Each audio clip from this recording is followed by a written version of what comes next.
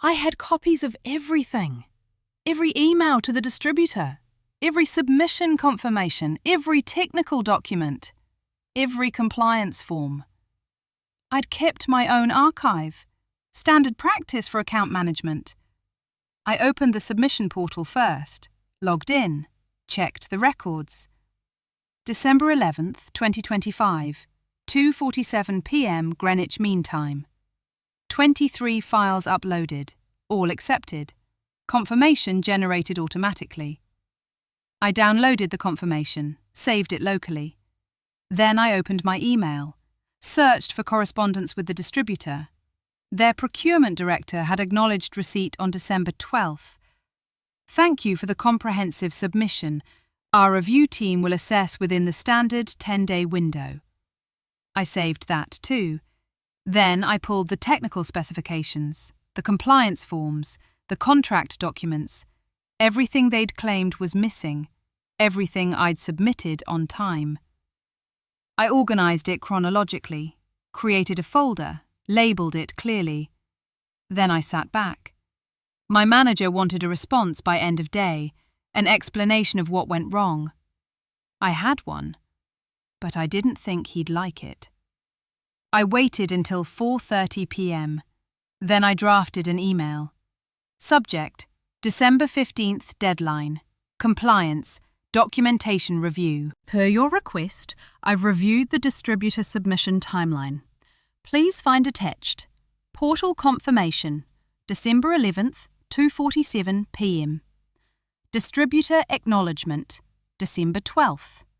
Complete file archive, 23 documents.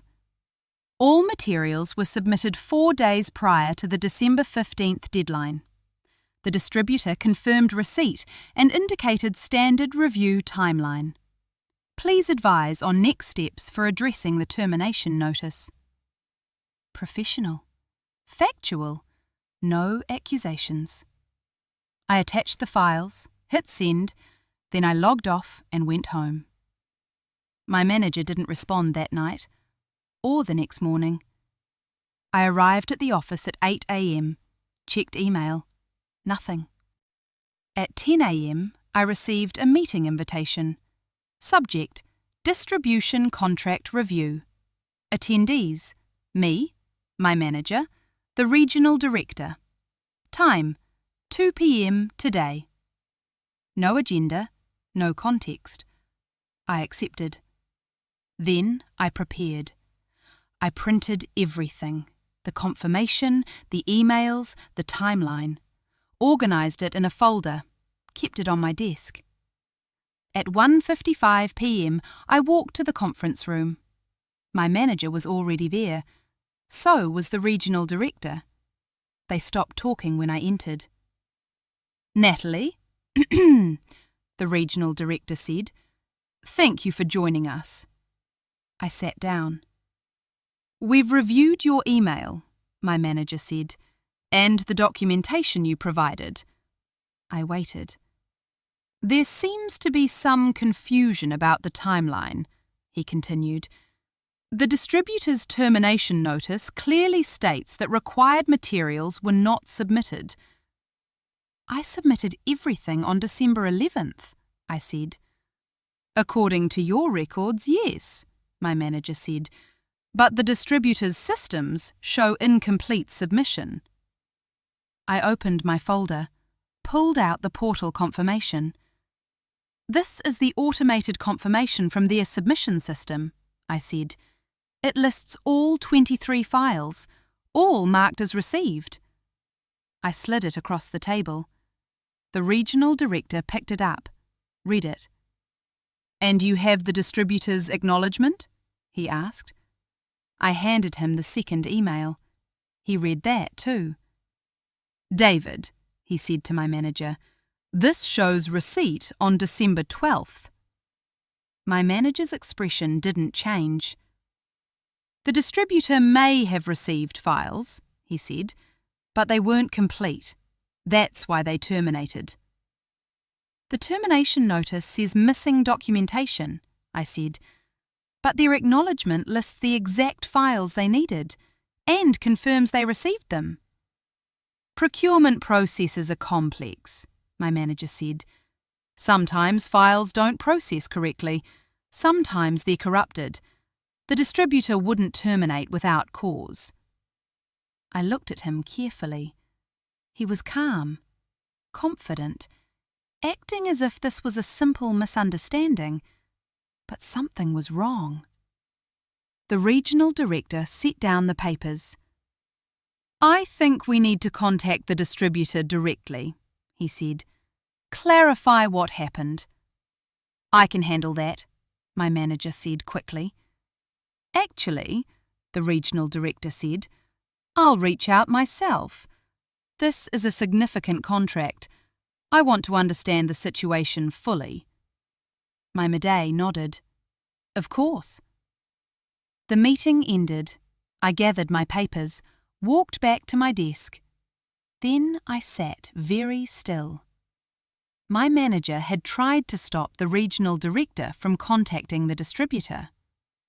Why? 2 days passed. I heard nothing about the distributor, nothing about the contract.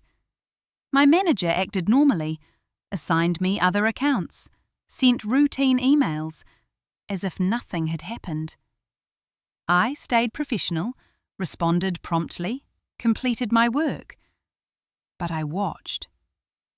On the 3rd day, the regional director's assistant sent a calendar invitation. Meeting with the distributor's procurement director. Conference call. Attendees: regional director, my manager, me. Time: tomorrow, 10 a.m. I prepared everything again. Timeline, confirmations, file lists. At 9:55 a.m. the next morning, I joined the conference room. My manager was already on the call. So was the regional director. At 10 a.m. exactly, the distributor's procurement director joined. "Good morning," the regional. "Thank you for taking the time to speak with us. We're trying to understand the contract termination and wanted to clarify some timeline questions." "Of course," the procurement director said. His voice was professional, measured. "Your termination notice cited incomplete submission and missed deadlines," the regional director continued. "But our account manager has documentation showing submission on December 11th, 4 days early." "I'm not familiar with your date," the procurement director said. There was a pause. "You sent an acknowledgement on December 12th, I said, "confirming receipt of our required materials." "I don't recall that," he said. I felt something shift. "I can forward the email," I said. "Please do," he said. I packing up, sent it while we were on the call. Silence for a moment. "Oh, yes, this is from our system. Automated acknowledgement." "So you did receive the submission," the recordings through. "According to this, yes," the procurement director said. "But that's not consistent with what we were told later." "What do you mean?" the regional director asked. "We were informed by your team that the materials hadn't been finalised," he said, "that there were internal delays, that we shouldn't proceed with the review yet." I went very still. "When were you told this?" the regional director asked. "Let me check," the procurement director said. I heard typing. "December 18th, he said. "We received communication that your company needed additional time, that the submission was premature and incomplete." "Who sent that communication?" the regional director asked. More typing. "David Morrison," the procurement director said. My manager. The conference room was silent. "David?" the regional director said quietly. My manager cleared his throat. "I was trying to protect the relationship, he said. The materials Natalie submitted weren't ready for formal review. I wanted to pull them back, give us time to refine them. They were complete, I said. They needed work, my manager said. I made a judgment call. Without informing me? The regional director asked. I didn't want to escalate prematurely, my manager said. The procurement director spoke again. For clarity, he said, we terminated the contract because we were told the submission was being withdrawn. We assumed your company was no longer interested in the distribution agreement. That's not accurate, the regional director said.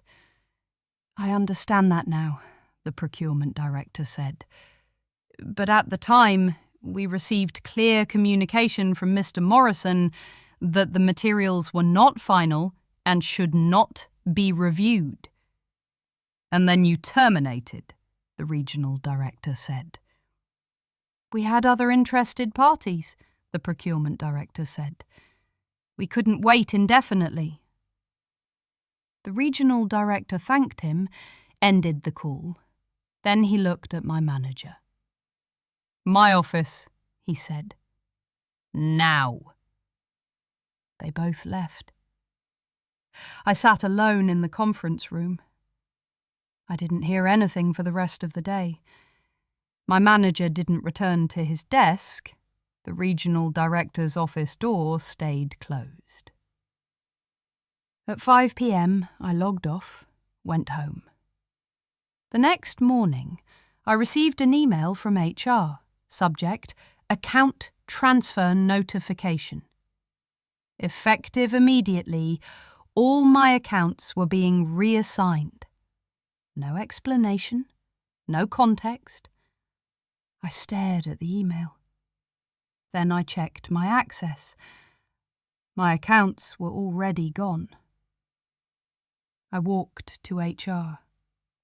I received a notification about account transfers, I said. Can you explain why? The HR coordinator looked uncomfortable. It's a management decision, she said. I don't have details. Who approved it? Your direct manager.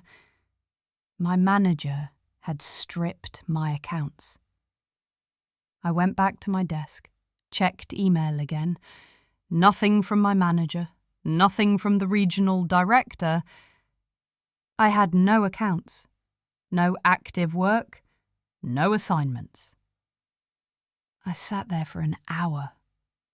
Then I started documenting again. I created a new timeline. December 11th, submitted all materials on time. December 12th, distributor confirmed receipt. December 18th, manager contacted distributor, claimed materials weren't ready. December 20th, distributor terminated contract. December 22nd, manager blamed me for missing deadline. January 8th, accounts transferred away from me. The pattern was clear. My manager had sabotaged the deal, then blamed me, then punished me. But why? I reviewed the distribution contract, read the terms, checked the commission structure. Account managers received performance bonuses for successful contract renewals. But this wasn't a renewal. This was a new contract. New contracts had different terms. I found the policy document, read through it. New contracts over a certain value triggered executive bonuses.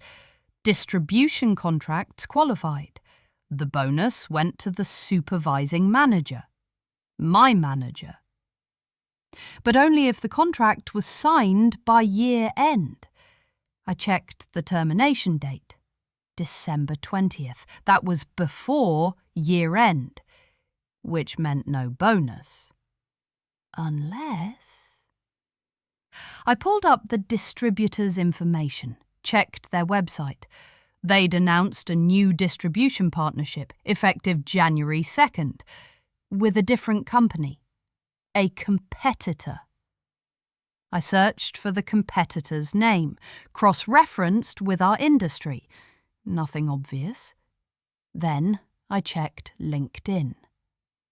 The competitor's VP of Business Development had worked at our company 2 years ago, in my manager's department. I sat back. My manager had tanked the deal. The distributor had signed with his former colleague instead. I couldn't prove coordination, but the timing was clear. I didn't confront anyone. Instead, I compiled everything. The timeline, the emails, the contract terms, the bonus structure, the competitor information. I organised it carefully, made it clear, made it factual. Then I saved it and waited. 3 more days passed. I had no work, no assignments, no communication from my manager. I came to the office, sat at my desk, answered emails that didn't exist. On the 4th day, I received a meeting invitation from the regional director's assistant. Subject: performance discussion. Time: today, 3 p.m. I accepted. At 3 p.m, I went to the regional director's office. He was alone. "Natalie," he said, "please sit." I sat.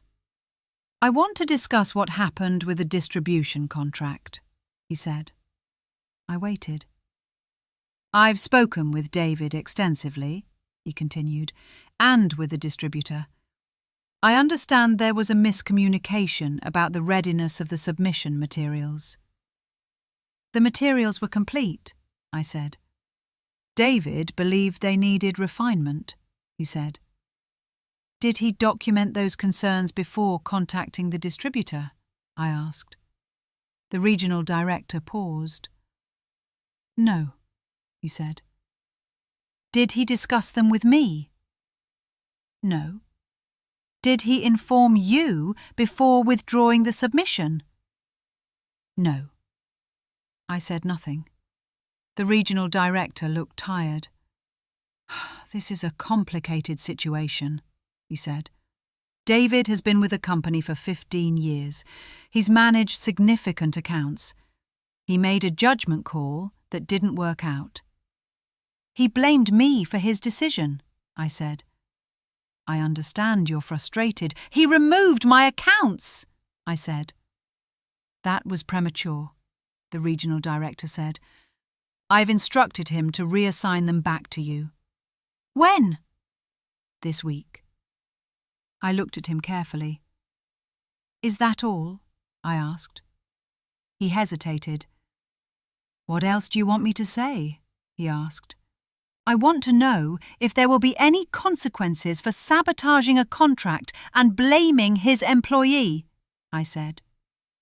The regional director's expression hardened slightly. "I've addressed it with David," he said. "That's an internal management matter." "So nothing," I said. "I didn't say that." "You didn't say anything," I said. I stood up. "Thank you for your time," I said. I left his office. My accounts were reassigned back to me 2 days later. My manager sent a brief email. Professional, procedural, no apology, no explanation. I responded with equal brevity, confirmed receipt, moved on. But I didn't forget.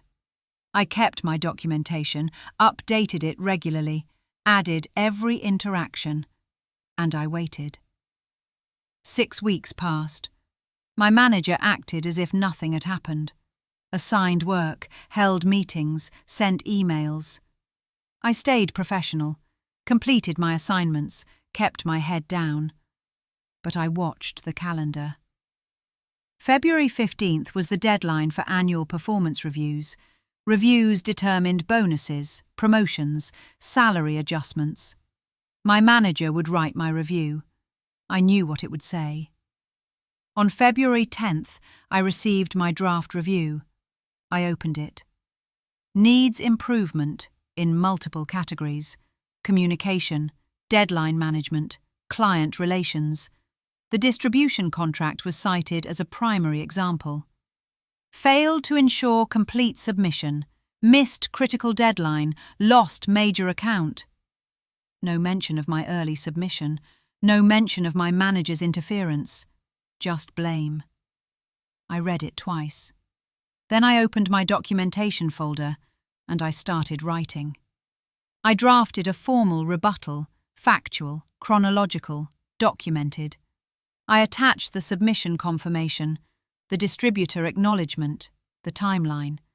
I included the conference call transcript where the distributor confirmed my manager had withdrawn the submission. I cited company policy on performance reviews, the requirement for factual accuracy, the appeal process. Then I added one more section. I noted the bonus structure for new distribution contracts, the timing of the termination, the competitor's announcement. I didn't make accusations, I just presented facts. At the bottom, I included a single sentence. I request formal review of this performance assessment by HR and executive leadership. I saved it, reviewed it 3 times. Then I submitted it through the official HR portal. And I copied the executive team, including the CEO. 2 days later, I received a response. From the Chief Operating Officer. Subject: Performance Review Investigation. Your rebuttal has been received and will be reviewed by the executive team. HR will conduct an independent investigation of the distribution contract matter. You will be contacted for an interview within 1 week. I read it carefully. Independent investigation. That was more than I'd expected.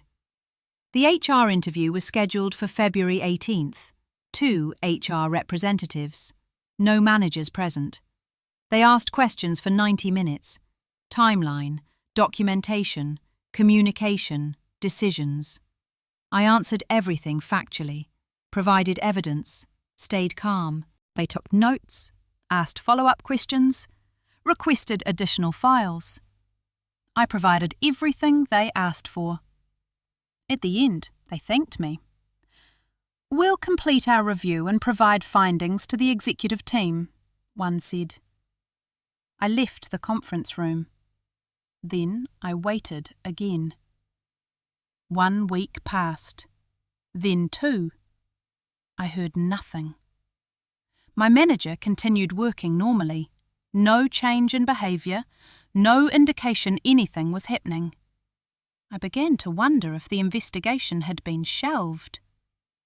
Then, on March 4th, I received a calendar invitation from the CEO's office. Subject: Performance Review Resolution.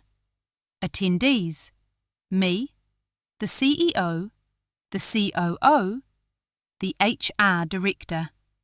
No manager listed. Time: tomorrow, 9 a.m. I arrived at 8:55 a.m. The CEO's assistant directed me to the executive conference room. The CEO was there. So was the COO and the HR Director. "Natalie," the CEO said, "thank you for coming. Please sit." I sat. "We've completed the investigation into the distribution contract matter," the CEO said, "and reviewed your performance rebuttal." I waited. "The investigation confirmed your submission timeline," he continued, "and verified that David Morrison contacted the distributor after your submission, requesting they delay the review." He paused. "David has stated this was a judgment call based on quality concerns," the CEO said. "However, he did not document those concerns, did not discuss them with you, and did not inform regional leadership before acting." "Correct," I said.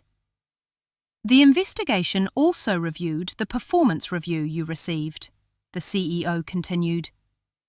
HR has determined it contains factual inaccuracies and violates company policy on fair assessment. The HR director spoke. Your performance review will be rewritten, she said, by a different manager. You'll have the opportunity to provide input. What about my manager? I asked. The CEO and COO exchanged a glance. David Morrison is no longer with the company, the CEO said. I kept my expression neutral. When? His departure was finalised yesterday, the CEO said. It was a mutual decision. I understood what that meant. I see, I said. You'll report to the regional director directly until we restructure the department, the COO said. We're also reviewing the distribution contract situation to determine if the relationship can be recovered. The distributor signed with a competitor, I said. We're aware, the CEO said. But we may have other opportunities with them in the future. Your work on that account was noted as exemplary. He slid a folder across the table.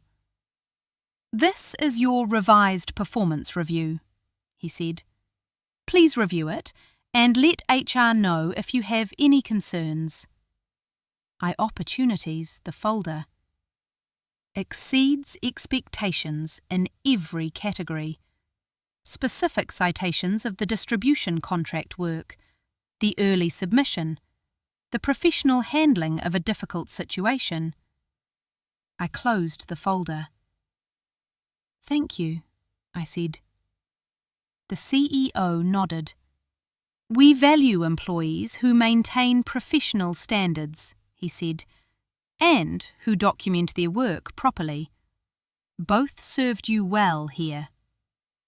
The meeting ended. I walked back to my desk. Word spread quickly.